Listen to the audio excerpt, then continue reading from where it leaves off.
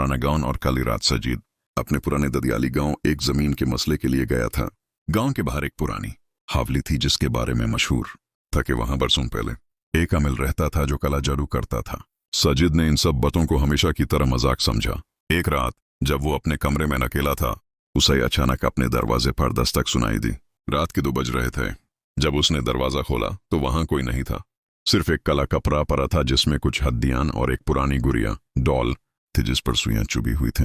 खौफ का अगस सजिद का दिल धड़कने लगा। उसने फौरन वो पोतली बाहर फेंक दी, लेकिन जैसे ही वो वापस आया उसने देखा कि कमरे की दीवारों से कालापनी टपक रहा था।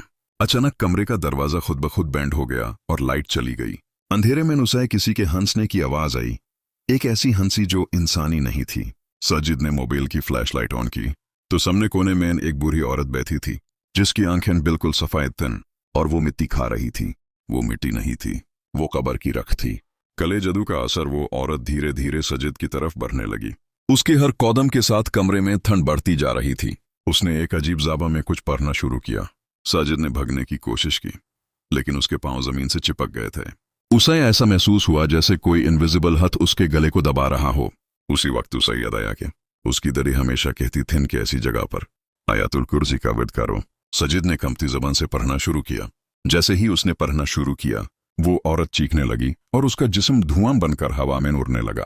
लेकिन जाते जाते वो कह गई, मैंने रास्ता खोल दिया है, अब वो सब आएंगे।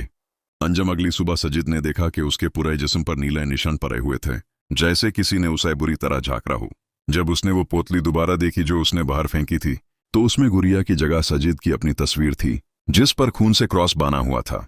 सजिद वहां से फौरन शहर वापस आ गया, लेकिन आज भी जब वो सोता है उसे अपने बिस्तर के नीचे वही कब्र की मिट्टी की बदबू आती है और वही भारी सांसें सुनाई देती हैं